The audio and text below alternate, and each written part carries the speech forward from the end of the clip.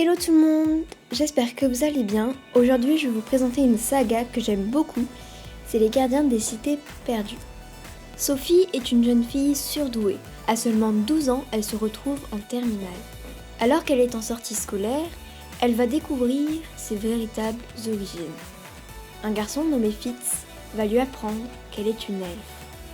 Pour le lui prouver, il va l'emmener à la capitale des elfes, Eternalia, qu'elle connaîtrait sans doute mieux sous le nom de Shangri-La. Au fur et à mesure qu'elle fait ses premiers pas dans la vie d'une elfe, Sophie va se faire de nombreux nouveaux amis, comme Dex Disney, dont le père est un célèbre alchimiste sans talent, Kifi Sensen, qui est un fauteur de troubles, et VIP de la retenue, Marella Redek, peu avare de ragots mais qui ne parle pas souvent d'elle, sans oublier Fitz, qui fait virevolter le cœur de Sophie. Ses débuts avec Bien avec Her, la sœur de Fitz, vont être plus difficiles, mais elles finiront par devenir meilleures amies.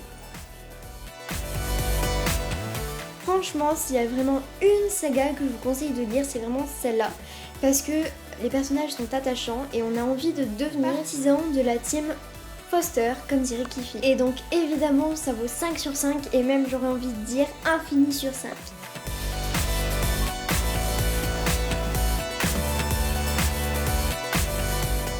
Ce livre, je lui ai trouvé 5 caractéristiques, il y en a quelques-unes qui se contredisent mais c'est pas grave. Tout d'abord, il est captivant parce que quand on le lit, on n'arrive vraiment pas à décrocher.